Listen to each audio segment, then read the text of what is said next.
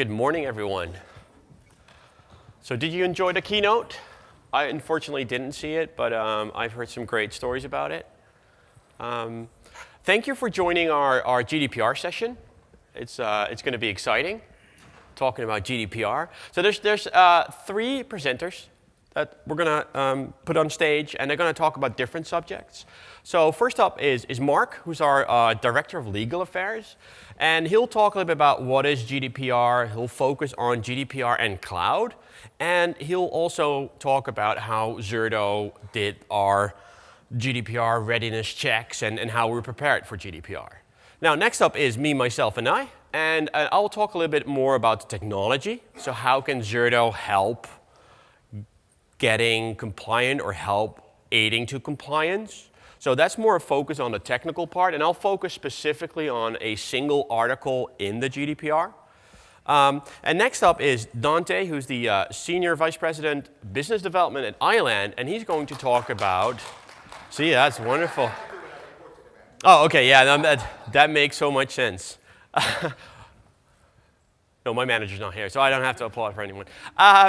And Dante's going to talk about how iLand, as a partner of Zerto, they use Zerto technology, but around that they have wrapped so many other services that can help you in getting compliant. It's not only GDPR. There's different type of compliances and regulations out there. We're going to focus on GDPR right now, but Dante will tell a wonderful story about that. So without further ado, I'll leave it up to Mark to talk about GDPR and cloud and Zerto.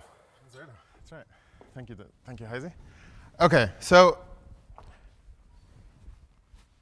GDPR is this strange beast that no one really knows what to do with it. No one knows how to comply with it. No one knows whether they're going to be ready. And I'll tell you, you're not going to be ready.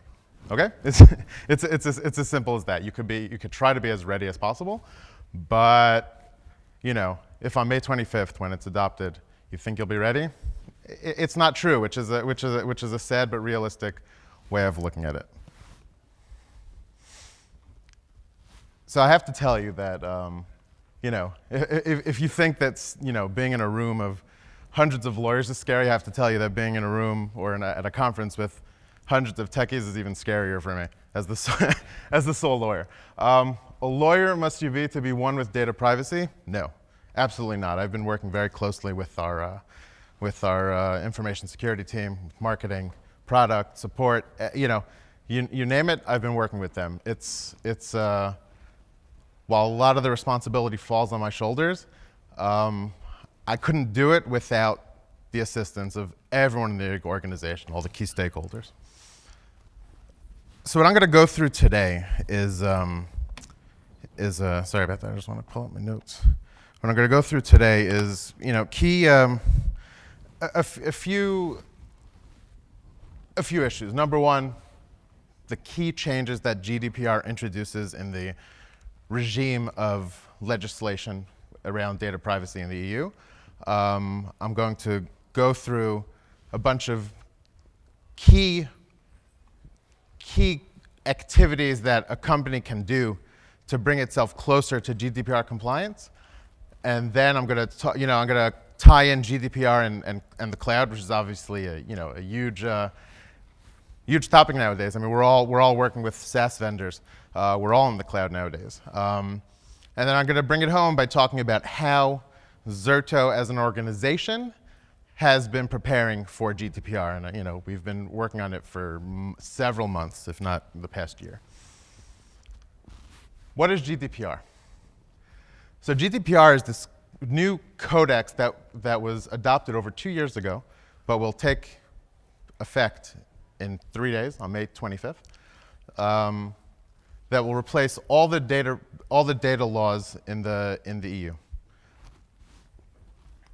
There are a lot of key changes that GDPR introduces. Number one, expanded definitions and new concepts. There's a wide definition of the brand new territorial scope. Where will it apply? Who will it apply to? So the way it's defined now is that it will apply to any company offering goods and services directly and indirectly in the EU. What does that mean? It doesn't only have to be free services. If you sell in the EU, it applies to you. By a show of hands, who thinks that their company is GDPR ready? I can't raise my hand. I'm not that confident. iLand, hats off to you because it's. But well, no, you're a hosted service provider, so you have much greater obligations on your shoulders. Data protection officer. Companies will now have to evaluate whether they need to appoint a data protection officer. Their primary responsibility, and they could either be an employee of the organization or a third-party service provider. And their primary responsibility will to be the gateway between the organization and the relevant data authorities in the EU. There will be your conduit. Accountability. Boards of directors will now be required to take full responsibility over an organization's activities around complying with GDPR. Adequate security measures.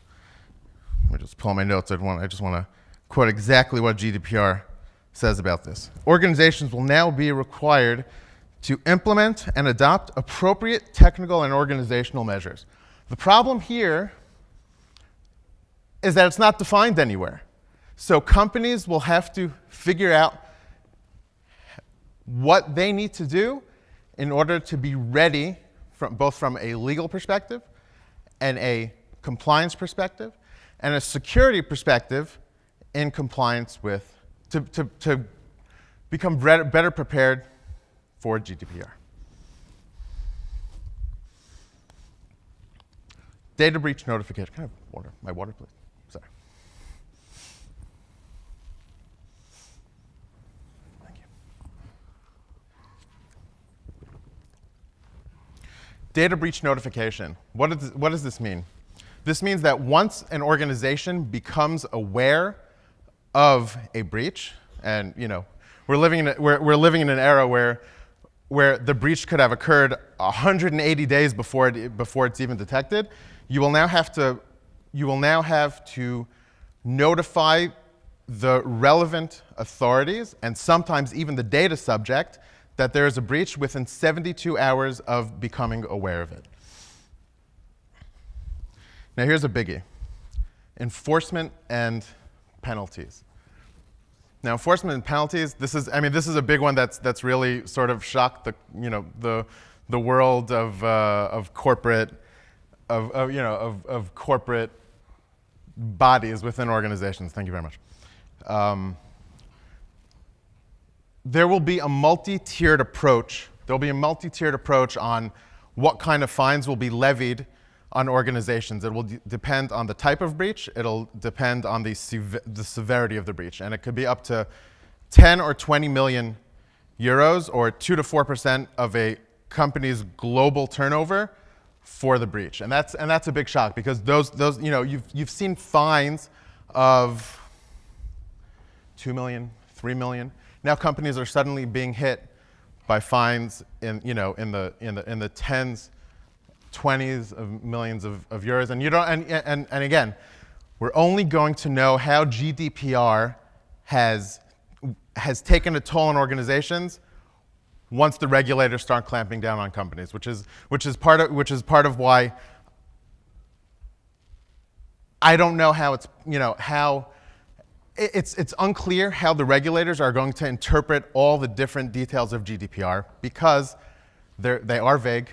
We're talking about a codex hundreds of pages long, and people just don't know how to handle it.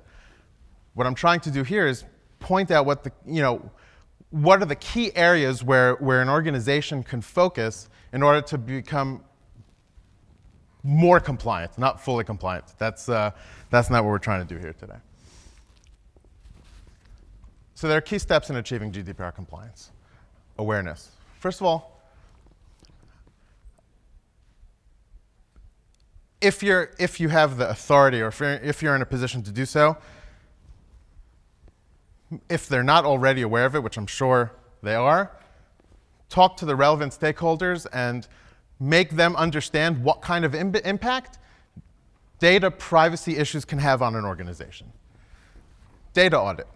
Now, this is something that I'll talk about a bit later. Conduct a company-wide audit of all the data flows in your company so you can understand where you have vulnerabilities and how you could perform an appropriate risk assessment. Communication. Look at your privacy policy. Does your privacy policy address the issues that a data subject would have to know to ensure that you are treating their data correctly? Do they have, and this ties into the data subject's rights. GDPR, more than any other legislation before it, provides for very, very strict and over-encompassing rights that affect an individual. How do you treat their data? Do they have access to their data? Do they have the right to what kind of mechanism is in place for a data subject to approach a company to correct its data, to remove its data, to erase its data?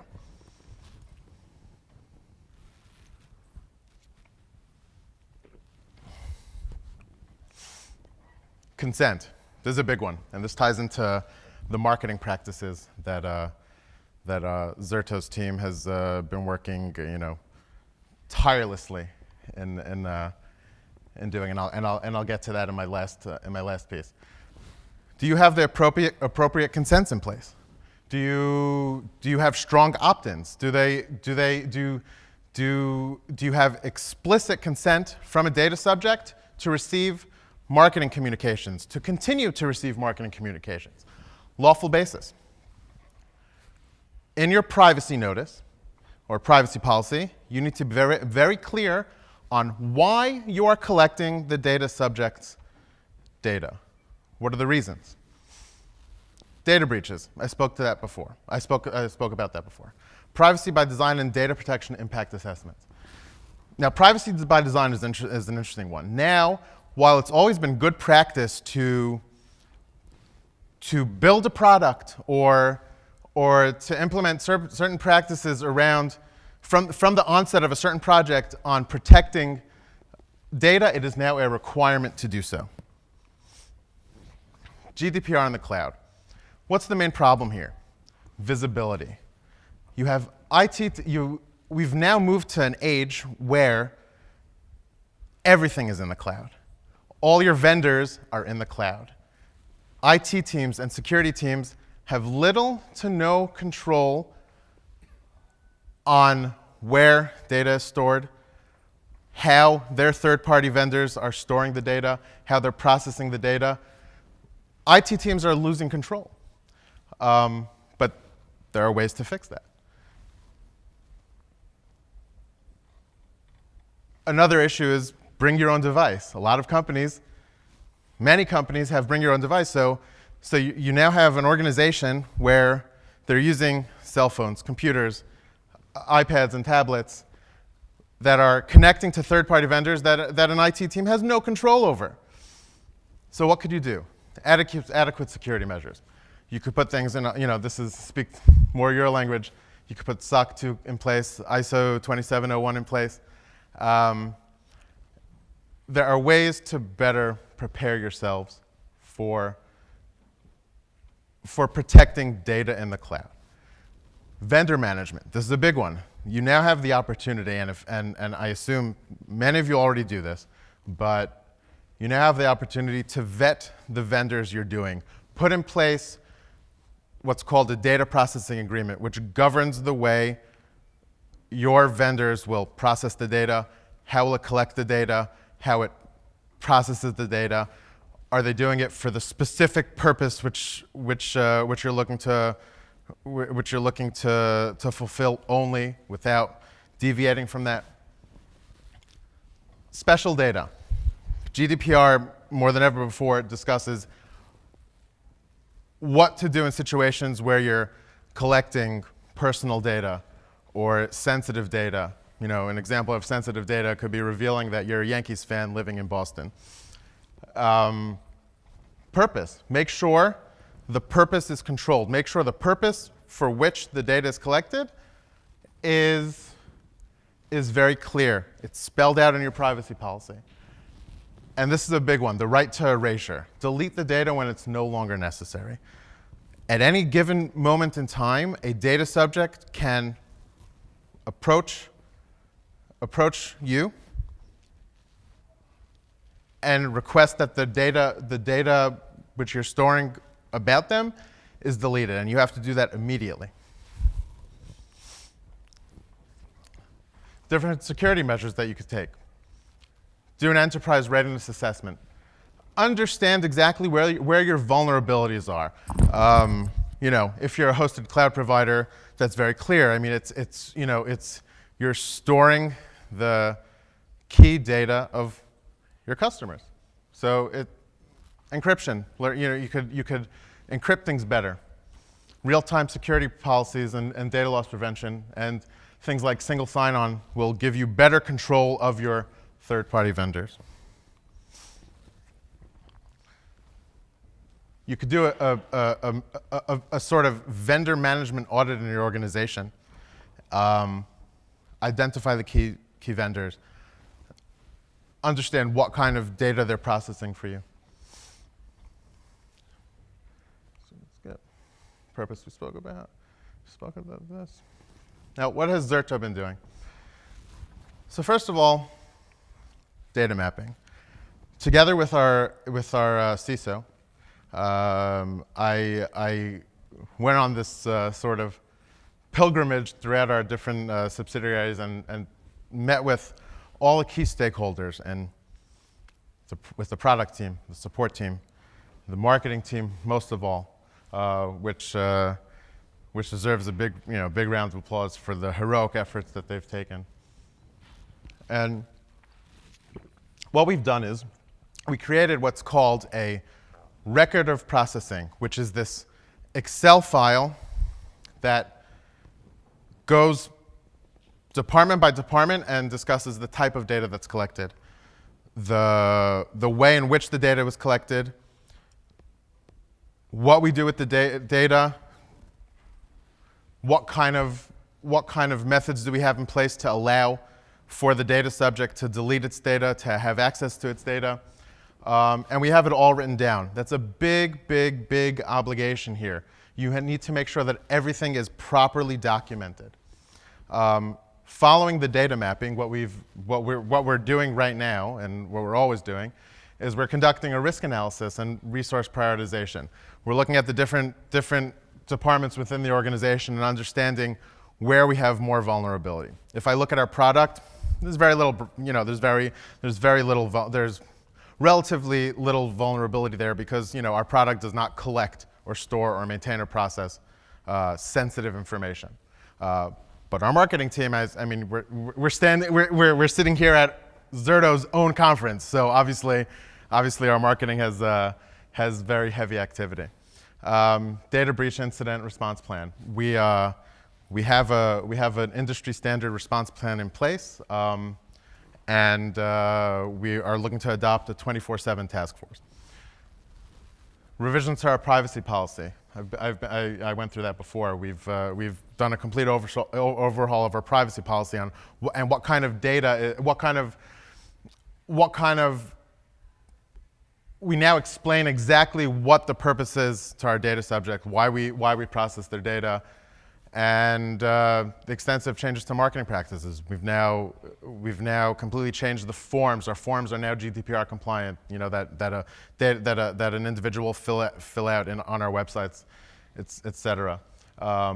We've taken a completely new look on what we consider an acceptable lead for our marketing team.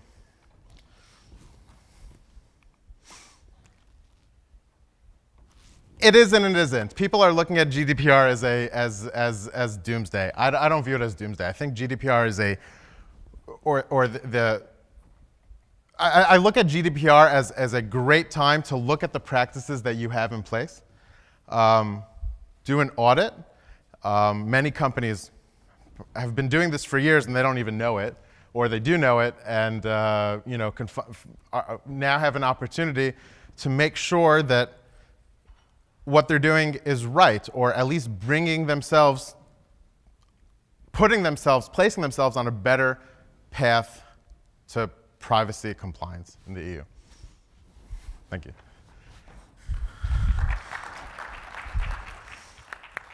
Thank you, Mark. Is it on? Yes. Yes. Thanks, Mark. Great. So now for the boring part, the technology. So before I start, I'd like to quickly take a look at what is a personal data breach. So what is a breach? Because I want to make clear, it's not only someone getting into your system and seeing the data. It's a lot more than that. It could be a ransomware attack. It could be someone deleting data. It could be data corruption. It could be a storage going out and you have data loss. So there could be many, many reasons. Disasters. Disaster recovery is a big part of, especially Article 32, which I'm going to talk about. So it's key that your data protection it needs to be at a certain level. Now, Mark emphasized it as well. They don't talk about how you solve it. They just mention it. I'm not going to ask you to read all this. I read a lot of it. I forgot a lot of it as well because it is, a lot of pages, a lot of text that doesn't contain IP addresses and code, so I'm not really interested. But the biggest part is highlighted. It shall implement appropriate technical and organizational measures. Wonderful. So what is appropriate? And that's the biggest challenge within GDPR. There's a lot of talk about what you should have in place, but they don't tell you how to do it or what exactly you need to do. So I'll focus a lot on Article 32 right now, which talks about the security of processing, and it talks a lot about protecting your data and what you need to do and what you need to prove and things like that. So I'll focus on the A, B, C, and D you'll see there. And I'll start with A, which makes a lot of sense. A talks about encryption. Now, Zerto as a technology, we're technology agnostic. So that means you can encrypt the data on your storage. You can encrypt the data in your operating system. So we all support that. So it's not that we do it for you, but we allow you to choose the type of encryption method that suits you, that you think is appropriate, and that you like to use, because we're an open, agnostic type of tool. Now, I'll try to do it. I'll probably run through it a little bit faster than I might do in other situations, but I want to make sure Dante gets to do his wonderful story as well. The ability to ensure, and I'm reading it because I can't memorize them all. The ability to ensure ongoing confidentiality, integrity, availability, and resilience of processing systems and services. Now, we already offer a great data protection replication solution, or as we call it, IT resilience platform. So we already offer resilience services. We allow you to replicate VMs to another site, maintaining application consistency by using application consistency grouping, and doing that real time, continuous data protection. Offering RPOs of seconds. So that means we really allow you to really recover fast with the minimum amount of data loss in any type of situation, because we have that continuous block level replication going on. Now, and no impact on the performance of the production system. And that's really important as well, especially when we look at data protection. We want to make sure that, yes, we deliver the top class services to our end users, but we also want to deliver the best data protection. And performance is a really important part of all that. Now, the other part is the application consistency grouping, allowing you to really group those applications, group those applications that process the data and really recover them as one whole. Because we allow you to do the application consistency grouping with VPGs and allow you to recover them as an actual application and not really as individual systems. So that's really focused on the application. offering SLA levels on those applications where there's RPOs of, we can give you RPOs of seconds, RTOs of minutes, and define them in different SLAs as you have defined them to your end user's organization. The other part is you have to have the ability to restore the availability of those systems and access to personal data in a timely manner. Now, they don't specify how fast it should be. I would say go for the fastest way possible. So automate the recovery. So with Zerto, we really allow you to do a recovery of applications in only a few steps. So site goes down, a breach, people can't access their data. So what do? We just initiate a failover with only a few steps. Click failover, select the applications we need to recover, we need to make available again, select a point in time. Let's say you hit ransomware. You have to go back an hour and 5 seconds. We give you the granularity to go back an hour and 5 seconds. Then click failover, and everything after that is automated, meaning that we allow you to set boot orders, make sure that the application gets up in a consistent way, new IP addresses if you have a different data center, all these kind of things. Now, another thing is that you'll need to prove that you actually are able to do that. So you need to test it regularly, and you need to be able to prove that. Now, one of the things is as soon as you initiate a failover test, we allow you to do non-disruptive failover testing. We automatically generate a report that shows who did it, when did they do it, what was the data loss, did they do a test, did they do an actual failover, and how did the systems in the back end come up, with detailed steps that Zerto as a product took in the background as well. So we have the reporting built into the product, allowing you to use that in your auditing process. So they ask you, did you do a failover test? Yes. This is a report. It was a success. Done. So we really help you with that as well. We also allow you to really visualize your protection status by using Zerto Analytics, basically accessible from anywhere, allowing you to see what the availability of your application is or what the SLA statistics of your applications are, real time across any of the cloud systems, data centers you use. So it's a multi-site, multi-cloud type of solution. And now, on to Dante from iLand. Thank you, Heisberg. You're welcome. All right, everybody still awake? Right before lunch? All right. So first of all, thanks for attending this session. For me, this is it's very humbling. We've got a very long-term relationship with Zerto. I started to work with them back in 2012. So to be honored as their cloud provider partner of the year the last couple of years in a row is just huge for us. But let's talk a little bit about GDPR, right? So from a cloud provider perspective, there's a couple things that I'll mention here. Clearly, when you're trying to evaluate the data processor, the cloud provider would be considered the processor. You know, your organization is considered the controller of the data, right? So we share in the responsibility and the custody of that data and how we react to it, how we protect it, how we're able to confirm that it lives or it dies, you know, based on what the user needs. So there's a lot of different compliance requirements you should be looking at when you look at any type of third-party provider. The one I want to call the most attention to here that may not be familiar for everybody is actually what the BSI put out. The British Standards Institute put out something that they're tailoring specifically for GDPR. Its certification is 10012. They built it for GDPR specifically. There's been 4 companies that have been pre-certified according to that standard. iLand happens to be one of them, and the rest aren't even in the cloud space. So as you might imagine, there are a lot of folks that are scrambling to deal with this. And I can appreciate what Mark was saying as well. You know, there's a lot of massive impact on marketing organizations. I mean, that's what we've seen the biggest overhaul in what we do, in making sure that we can obviously do the right thing by the consumer and make sure that we're not breaking any of these regulations. So obviously, a lot of things to consider when you're looking at security and compliance. But when we talk about looking at this from a cloud provider perspective, just a couple tips, right? We've done a lot of thought leadership on GDPR. So there's a lot more content that we could provide you as a follow-up to this. But when you're looking at this from a practical perspective, you want to ensure that you've got oversight of the processor, being that outsourced provider that you're leveraging. How do you do that? You do that through auditing. right? You do it on the front end, and you do it consistently. And if someone is not willing to be transparent with you, then you should not be talking to them, because it could put you in a very bad situation, right?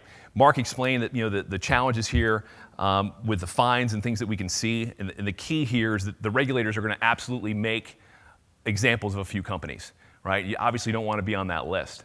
The other piece here, sovereignty, everybody understands this. Where's the data held? Does it stay there? Can you prove to me it stays there? Or is it transient? Again, you got to be able to document and prove these things. The other piece here is the DPO linkage. So the data processor, the data, can't talk. The data protection officer, right? So if your organization determines that you need a data protection officer, you need to make sure that any third party you're working with also has a DPO and they have the ability to integrate and work together, right? Legally, they're supposed to, but you want to make sure that they're open. And we're seeing that there's a lot of folks that are trying to evaluate whether they truly have to have a DPO internally or whether they're going to outsource that function. But that role is a very powerful role. They literally have got board approval, right? They need to have the ability to navigate through the organization and dictate where the organization needs to go per GDPR, so they carry a lot of weight inside of an organization. But again, if your third-party provider is not willing to align with their DPO, you've got a problem.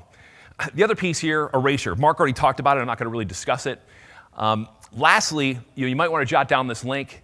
We provide a lot of content on compliance in the cloud and practical content as a guide for you to understand things that you may need when approaching a third party. So feel free to check out the link. If not, hit me after the presentation and I'll get you guys access to the report. So let's talk a little bit about iLand, what we're doing with Zerto and where we are in the space. So for those of you that don't know us, we've been in the space for a while. We originally got involved in web hosting and co-location across North America and Europe. That was about the first 10 years of our existence. The last dozen or so have been focused squarely on cloud. We operate at a global basis, delivering three things: infrastructure as a service, disaster recovery as a service, and backup as a service. So we've been very lucky. We've made some great moves in this space, and we've got a really strong partner and customer base that have gotten us to where we are today. Thankfully, we've made the right decisions with partners like Zerto, getting involved when we did and actually building a platform around this. But we go to market both directly and indirectly, meaning we also work with partners in the community. And we've been very lucky to be recognized by the analyst community. So we must be doing a few things right. I would love to tell you that we always did things right? But in the beginning, we didn't. We were very aggressive. I mean, how many folks were in IT in 2008? Rough time, right? Financial markets take a nosedive, capital budgets completely erode. And because we went to market indirectly as well, we would get calls from partners saying, hey, iLand, I'm working with XYZ company. They've got this for backup, this for storage. This is what their network looks like, but we're out of budget. What can you do to protect them? So initially, we were very aggressive. And we got some sharp folks that would spend time in a lab and build a solution, and we'd deliver it to the market. And over time, we started to really figure out, okay, this is not scalable. We need to find the right set of partners. And thankfully, that's when we started to work with Zerto. And we chose to actually integrate them directly into our platform. So I already mentioned we have global reach. The key here for us is we do not own data centers. We go into tier 3, tier 4 facilities. We build out infrastructure within those facilities.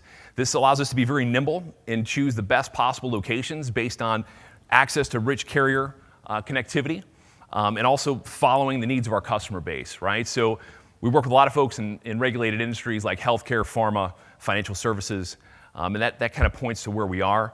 Where you're going to see us grow this year, we're going to add another location in Melbourne, in Australia. We will be going into Toronto, and there's a strong possibility we'll probably be in Frankfurt. Still trying to close that deal, though. We'll see what happens. Compliance, big part of anything that a cloud provider does. I'm not going to spend a lot of time here, but this is an area where we really, really focus. A couple things that I'll just call out here. For those of you that are evaluating a third-party provider, security walks hand in hand with compliance. So a great resource for you is to go check out cloudsecurityalliance.org. This organization's gotten together to really try to standardize how people evaluate security in a cloud environment. We have been a member since 2014. Originally, we did a self-attestation. What does that mean? Well, the CSA has developed this exhaustive cloud security audit form. It is the holy grail of audit forms. It'll make a lot of people's hair on the back of their neck go up from a vendor perspective, right? 'Cause it's so exhaustive. But as a consumer of these services, what's very valuable here is not only they have the litany of questions that you need to ask a provider, they also provide you with alignment on the various different types of compliance that those questions actually relate to. So it's a great, great tool for anybody considering a third-party service.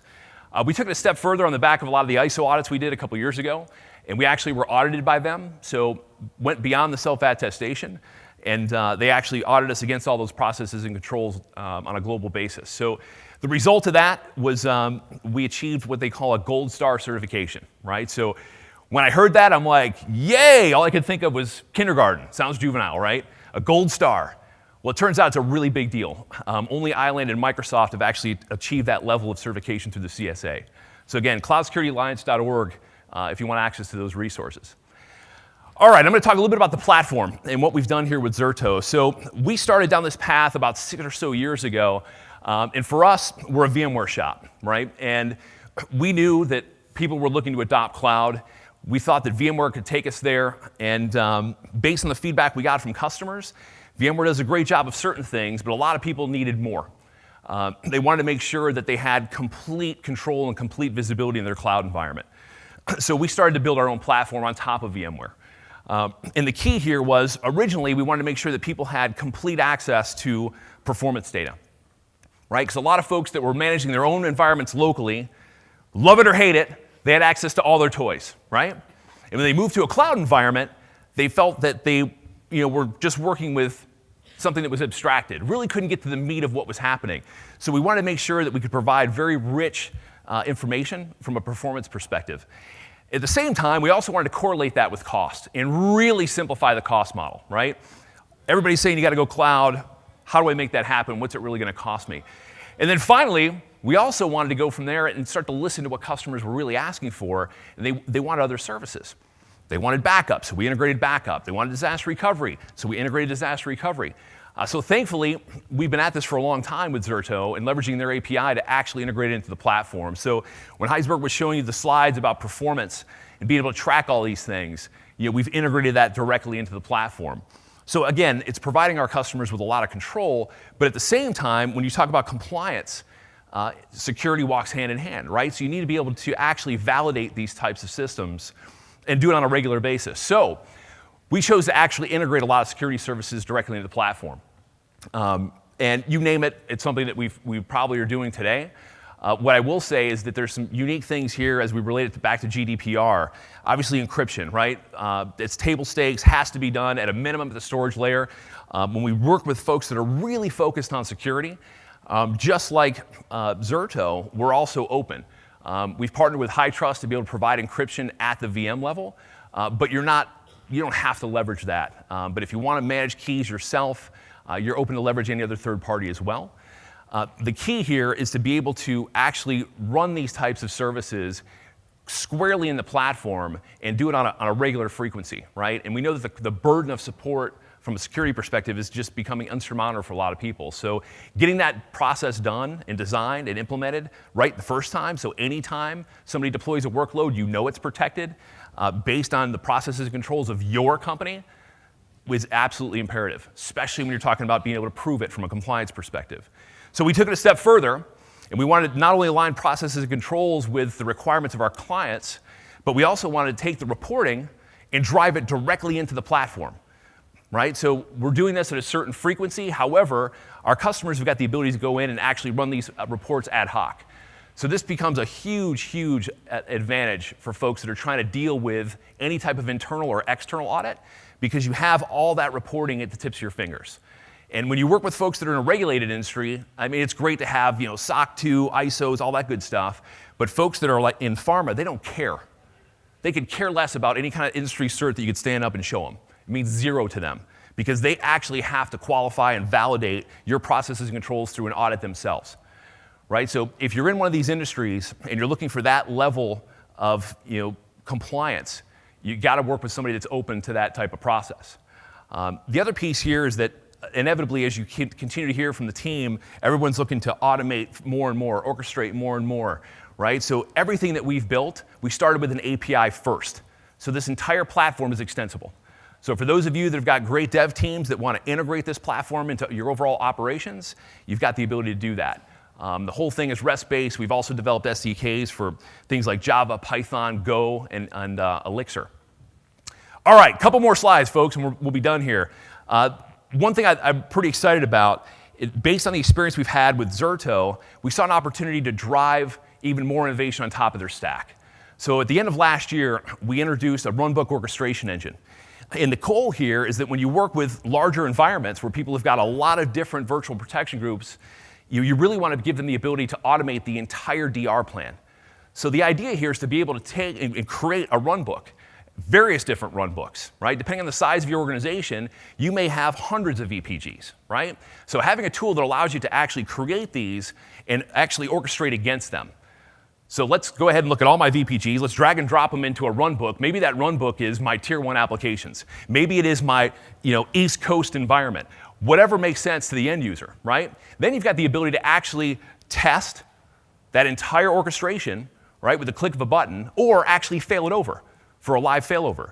Now, what's unique about this is that we all know Zerto's so powerful, and we still find people that are afraid to test, which is maddening, right? So we're taking it a step further. We're actually adding a scheduler to this that allows them to say, okay, I want to test my runbook A, and let's do it weekly, let's do it quarterly, let's do it daily. Pick a frequency that makes sense for your organization. And oh, by the way, when you're done running that test, go ahead and run a vulnerability scanner on it. See what happens. Now that I'm working with a copy of my data, because remember, I don't have to break replication with Zerto. So my production environment is still going to continue to replicate, but now I can actually run some intrusive testing from a security perspective on that DR copy without affecting my production environment. Let's take all these results on this preset frequency determined by you, and let's inject them directly into a report, right? So we're enhancing what Zerto is able to do from a reporting perspective. We're even taking a step and looking at this from a recovery assurance perspective, because we want to be able to go in and actually take a screenshot of the VMs as they boot. So let's take all the security information, all the compliance information, all the testing data, and let's just go ahead and insert it into a single report. So, do you have a DR plan? Has it been tested? Absolutely. Here's the report. Now, let's take it a step further. The holy grail of resiliency testing. Okay, Dante, that's great. You take a screenshot of a VM when it boots, but you know what? That thing's not going to blue screen for a little bit, a little longer than a boot time, right? Totally gotcha. This is as far as we can take it without an agent. But for those of you that are investing in application performance monitoring, clearly it's agent-based, right? So leveraging our API, what if you could do all this, automate this whole process, right? And then leverage an application performance management tool to run synthetic transactions against the infrastructure. Then what? Now you've just taken the application owner out of the whole testing process, at least on phase 1. And then when you look at the results of that, you can determine, you know what, maybe I've got an issue here. I'm going to bring in the application owner. We're going to triage this together. We are changing the way people look at resiliency at iLand with the help of Zerto. So the future is very, very bright for what we're all doing together. But how the hell do you get there, right? So many people are challenged with cloud. I keep hearing all these things from our executives. I've built data centers around the world, but this cloud thing keeps happening. Is it really right for me? Where do I start? I got to convince the business guys that this is the right move for me. We got you there too. What we've done is we've taken the last 12 years of this space, and we actually wrote an application. It's a self-contained application. This is free for our customers. It's free for prospects. It's also free for our partner base. You can download this application, install it locally, and when you run the tool, it's going to pull an inventory out of Virtual Center. You see that on the far left of the slide. And you can start to create a scenario. What is that scenario? Are you looking to lift and shift workloads for migration into our cloud? Are you looking for backup as a service? Are you looking at a disaster recovery as a service project? And when you create this summary, when you pull these, you actually can select resource pools or VMs for this specific scenario that you're creating. And what we're going to do is we're going to analyze the workload. So we're going to know a couple things. One, how do we size your environment from a capacity perspective? Two, what does your network connectivity look like? We all know you can't push a basketball through a garden hose, right? So we want to make sure that your network is capable of handling this specific scenario that you're developing. And the other side of this is making sure that we can establish any technical known gotchas, right? Are there any things that we can see from Virtual Center that could prevent you from achieving your goals based on the report that you're creating? Then finally, if you choose to take that output and share it with iLand, we'll receive a report, and that will allow us to really streamline the pre-sales process so we can get you to an answer and get you to a solution design much, much quicker, saving you time, saving your organization time, right? And also making sure that deployment, if you choose to move forward, is much more successful. So this has been our gift to the industry based on taking all the smart people we've got, knowing that they're not scalable, right? So we wanted to develop an application and give back to the community a bit. So that's me done. I'm sure there's some Zerto slides here for feedback, but is there any questions?